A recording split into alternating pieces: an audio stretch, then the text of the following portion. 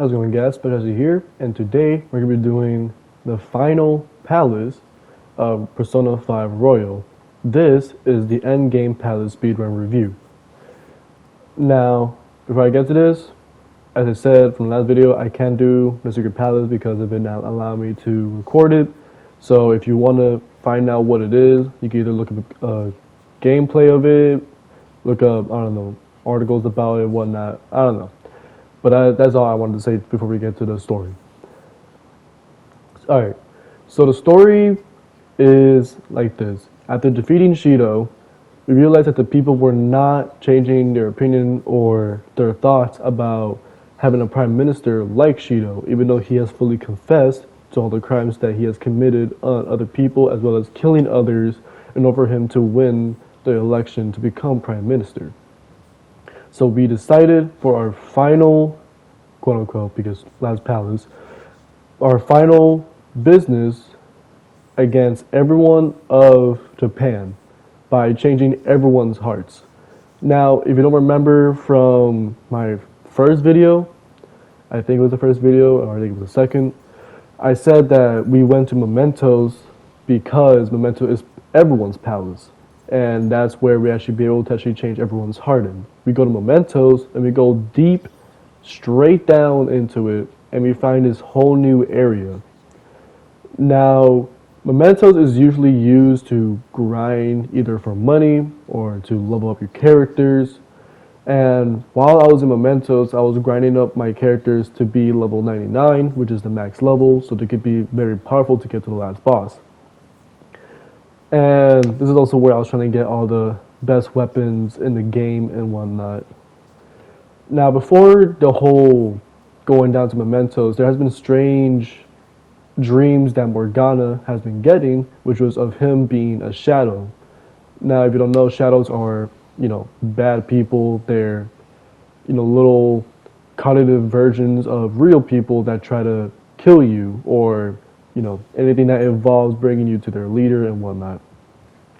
So, Morgana, having this kind of nightmare, is very confused on whether he's a human or if he's actually just a cat or if he's just some cognitive version of a cat of what.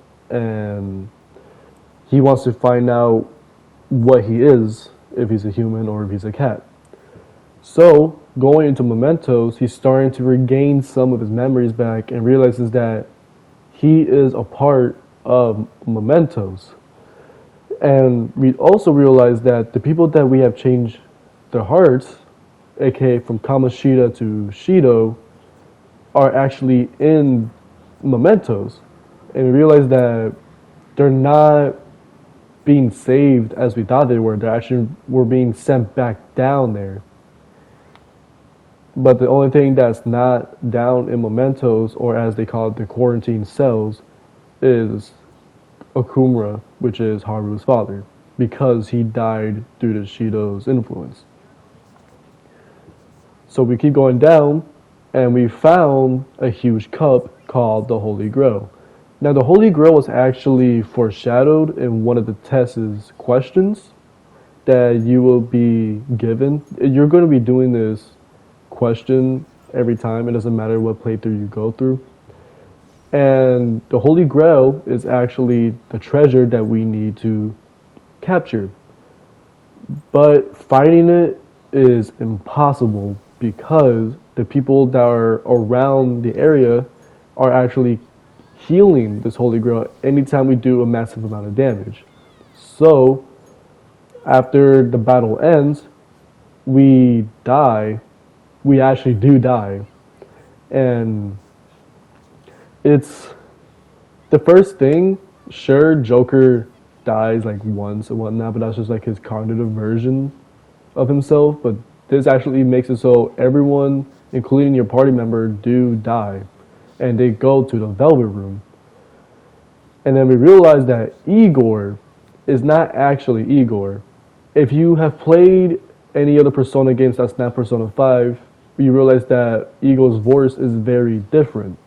And the reason for this is because this is actually a false god. And his name is not Igor, it is Yababao. I think that's how you pronounce his name and whatnot. And we realized that Coraline and Justine were split apart and are not actually their real identity. The real identity is Lavenza. And the reason they realize that they're not actually who they are is because they don't want to kill Joker when given the order by Igor. So before Igor disappears, he gives us one final request or a deal of some kind. If we were to not go against him and try to kill him, he will make the Phantom Thieves popular once more, but the world will be stuck in array, or in disarray, my bad. And they will be stuck in a world where they will literally not be able to make their own decisions. Their only choice is to accept that the world is in ruins. And the only people that are seeing this is the people that you have max or confidence on. So for me, it was Takemi, the corner doctor. It was Kawakami, which is our teacher. And then it was Chihiya, which is one of our fortune tellers, as well as Sojiro and Mishima. And Lavenza as well. But Lavenza was always going to be able to see this shit and whatnot. So after we recruited everyone back, Lavenza gives the details that not only is Yalabov, again, I don't know if I'm pronouncing that correctly, is a false god, Morgana was created by the real Igor. And the reason he was created is because he wanted Morgana to find the trickster, which is us, the player. So now we're in a whole new area. We're back in Shibuya, but it's very different. It's all corrupted because of the ruin that Igor, throughout the entirety of the game, spoke of. It is completely different than from what we know of Shibuya. And we go against 3 boss first, which was Gabriel, Raphael, and Uriel. I think that was the last one. And then we go against the big boy himself, Michael. Michael is basically all 3 of the bosses that I just said. And he's not that hard because, as I said, I maxed out all my characters level 99. But he was a handful because of the amount of SP that we had to waste on this guy. So after that, we go into the final boss, which is, I guess, a Holy Grail once again. And this time we cut out his life support so he wouldn't be able to heal anyone. Or for him to get healed. And then, easy peasy, I destroyed that Holy Grail with no effort whatsoever.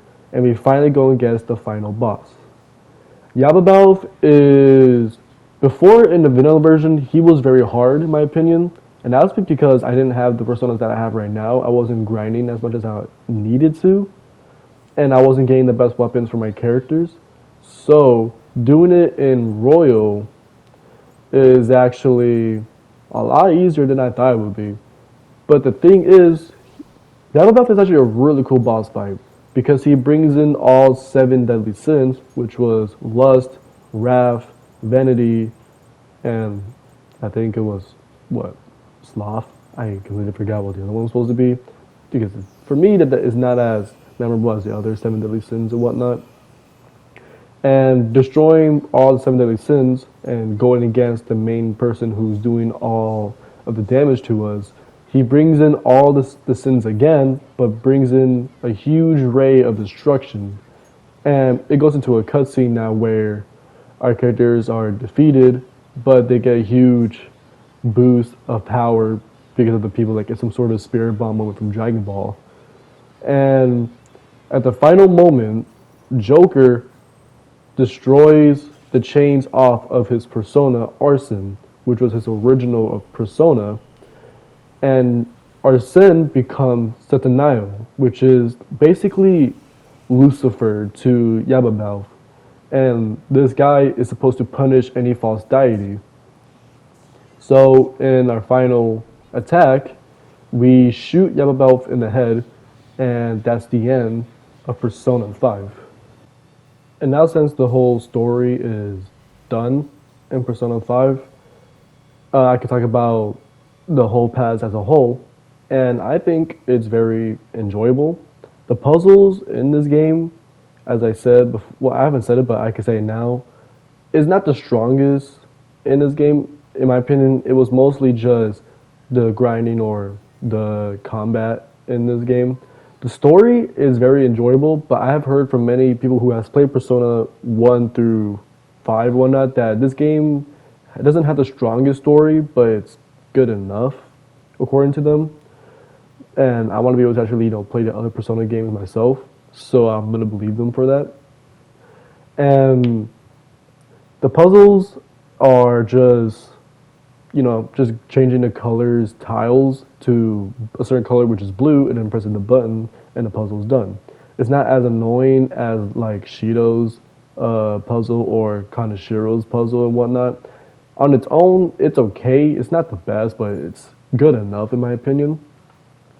The puzzles weren't really that strong in this game, anyways, as I said. But I do like the whole atmosphere of this entire palace, even if the puzzle weren't as good as I would like for it to be. And the whole red and black kind of fits in the atmosphere of Persona because of it having like a dark topics here and there, like of sexual abuse or violence, as well as just generally people actually committing suicide and whatnot. And seeing all these veins from the beginning of Persona 5 Mementos to the end of it, it kind of, because like, oh shit, so that's why there's veins everywhere. It makes a lot of sense now, because us doing these requests to help out people as well as defeating these palaces is basically fueling this Holy Grail's power. And the two boss fights, which is the Holy Grail and Yababalv, the Holy Grail is actually, in my opinion, really cool, but it's not as cool as Yababalv himself because Yababalv is this huge monster that we get to defeat at the end of Persona. If you were doing like regular vanilla Persona, that's like the only boss fight you get, and then that's it. But in Royal, you have another boss fight afterwards. It's depending on how you interacted with people and their confidants. So, since I'm treating this like it's the vanilla version, I can say that this boss fight was actually really enjoyable. I don't know as good as the other ones in the other Persona games, but I think in general this boss fight was really cool. And, in general, it's just thinking about we go from defeating a perverted teacher to defeating God himself is very funny to me, and I would always find that really enjoyable. And yeah, that's all I wanted to say about the end of Persona. And as I said, I was gonna be doing a ranking on these palaces and whatnot. So it's not gonna be the end of Persona. There's actually another game or a spin-off on Persona that I've heard is pretty good. Never tried it out, I never saw any gameplay, so I want to see this for myself blindly. And if y'all had never heard of it, it is called Persona 5 Striker. And I've heard that it's only taking place after Persona 5 Vanilla and not Royal, so I'm gonna be, going in there knowing what's gonna happen with the whole story. I'm not gonna be doing a whole palace review on Striker because it takes not only just a lot of effort to do these, kind of videos that involves viewing the palaces and then doing, the whole ranking and whatnot. I'm just gonna do a whole recording or even a stream, depending on how I want to do the videos. But before I do that, I'm gonna be done with Persona for a bit because I want to get to another game called Deltarune Chapter 2, which has come out recently, and I'm going to be doing a stream on it. And yeah, it is going to be before, like, I'm going to be doing a stream, and then you're going to see this video and whatnot. I'll be editing this video later on. So, if you already have seen the stream, then you pretty much already have seen this video afterwards, probably, who knows. And yeah, that's all to say. That's basically the end of Persona 5, and I hope you guys enjoyed it all the way through, and I'll see you guys next time.